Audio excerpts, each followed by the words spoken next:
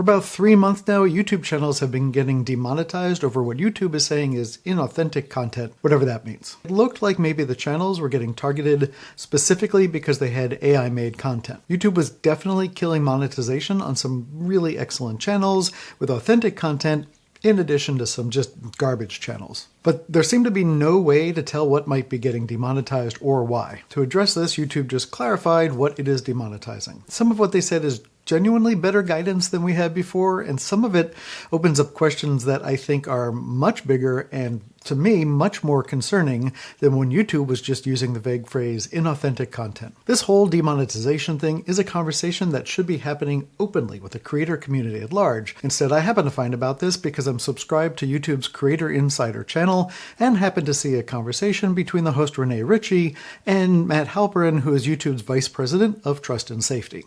Link to that video in the description below. YouTube says that these new rules are not a new policy. They say they're simply clarifying what they mean by inauthentic content. In this video, I'm going to go over the 3 new categories that YouTube is using to demonetize channels. I'm going to talk about how specific or not specific they are and the problems that I think it makes for creators like you and me. There's now 3 types of content that is being demonetized. The first is generic and repetitive content. The second is off-putting or emotionally manipulative content. And the third is AI personas talking about health, legal issues, and money. And I'm going to go into all 3 of them. So yes, YouTube has given us more clarity. It has made clear that AI tools and AI voices are not automatically disqualifying. AI can actually allow people to make a lot of videos. Sometimes those videos are great and it really enhances creativity, and you can create a higher volume of high quality content that we want to encourage and have in YPP. That is useful. YouTube made it clear that they are making an important distinction here. They are not banning channels. This is about the YouTube Partner Program. It's about monetization. It's not about deleting content or banning a channel from YouTube. And that is mostly true, but for most creators, being demonetized is basically being kicked off of the platform. Creators like you and me are making a channel in order to earn a living. YouTube work takes time, it takes money, it takes equipment, it takes research, it takes maybe writers or editors or just an enormous amount of effort from a single creator. And creators need the channel to make money for this to be sustainable. So YouTube can say, we didn't delete you, but if YouTube removes the money coming in, then you might as well have been kicked off the platform. All right, so let's go into each of these categories. The first one is generic, repetitive, and template-based content. I get that, right? If someone is making the same story over and over again, changing a few words with the same AI voice, and then pumping out hundreds of nearly identical videos. This van sells really weird objects. One example being Darwin, who is a talking goldfish who was able to grow legs that Richard would happen to buy from the store. Great, I understand why YouTube doesn't want to incentivize that. But even here, there are questions. There are history channels that use a consistent animated format. The only thing that changes from video to video is they talk about another historical event. Some people see values in those channels, others do not. And now, ultimately, YouTube gets to decide whether there's enough variation, enough creativity, or enough of a narrative arc, and that's already kind of a much bigger value judgment than just saying this is inauthentic. And that brings me to the clarifying rule that I think is crazy. Halperin talked about off-putting, distressing, or emotionally manipulative content. The example that Halperin gave in that video is animal distress. There's this little story to it, but the core of the story is an animal in distress and then someone comes and saves the animal. And if you have a channel that is has a lot of that content, is sort of dedicated to that kind of emotionally distressing, manipulative content. We've heard from our viewers that that's not something that they like. So those are videos where there's an animal in danger, maybe it's trapped in a stream or whatever, someone rescues it, and the channel repeatedly makes that kind of emotionally upsetting content for views. Now, I get the concern. Staged animal rescue content is fucking awful. But where's the line? If I see a German Shepherd rescued from a landslide, I do not automatically think that is emotionally manipulative. What if it's a real rescue after an earthquake? What if the channel talks about the Good Samaritans that rescue animals? Now, emotionally manipulative sounds like a really clear rule until you actually have to think about applying it.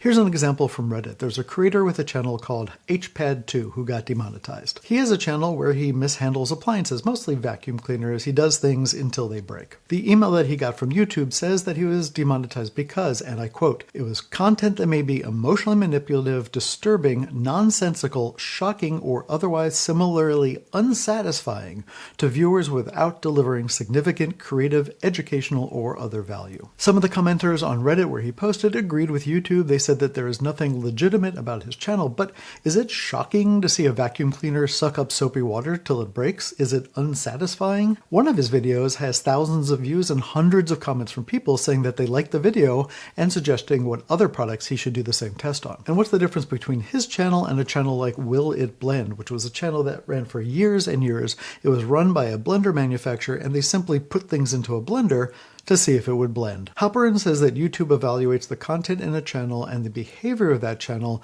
against its guidelines. But he also mentioned detecting some of these at scale, some sort of system that can flag channels automatically. So if YouTube can identify enough of a pattern to demonetize an entire channel, why can't it tell the creator what pattern it identified before shutting off their income? They've done it in the past where they've warned creators that they have violated things and need to fix those before they are demonetized.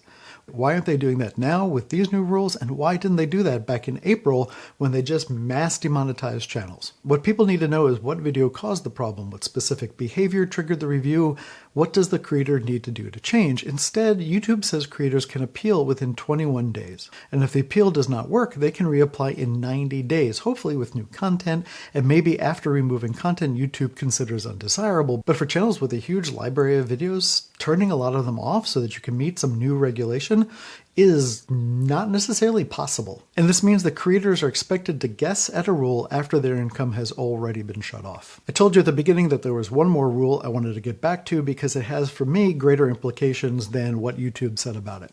And to me, there is no ambiguity here. YouTube's third category being demonetized is AI personas talking about health, legal issues, or finance. What if I told you that one of the most dangerous things increasing your cancer risk after 60 may not be a dramatic symptom, a bad scan, or even your family history, but the quiet inflammation building inside your body while you go about your normal day? But with this one, I think YouTube's policy doesn't go far enough in two different ways. I don't think that the problem here is AI. I see people on YouTube all the time who present themselves as experts and give advice far outside what they are experts in. You can put a real person on camera wearing a lab coat, speaking confidently about medication, and still giving terrible advice. What YouTube seems to be saying is that an AI persona pretending to be an expert is not acceptable for monetization, but I still see those channels with a real person pretending to be an expert, and those are fine. I get served a lot of videos about GLP-1s because I take one and I search for some information on it. And I found that a lot of the people doing videos about the things to eat and where to give yourself a shot say that they are doctors. But with one of them who says he's a doctor, if you look at the diploma he uses to prove that, he's a doctor of chiropractic. One of them had a doctorate in sports therapy. That does not make sense to me. The standard should be about whether the information is accurate,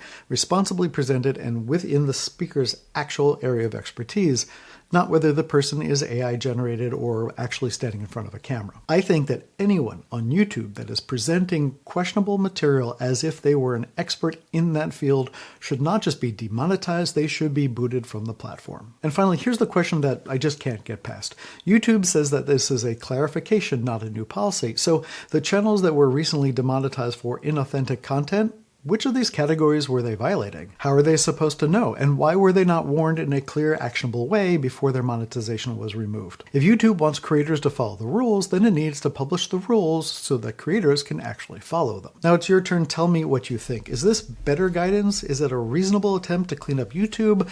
Or is YouTube giving itself a much broader ability to decide what kind of creators deserve to make money on the platform? And especially if your channel has been demonetized under these or any recent rules, tell me what type of content you make, what YouTube told you when it demonetized you, and whether you're giving any actual explanation of what you can change. If you like this kind of honest take on creator issues, do me a favor and like and subscribe below. It's free, and you can always change your mind. If you want to see the original videos I did on this, here is a playlist. I'm David, and I, for one, welcome our AI overlords.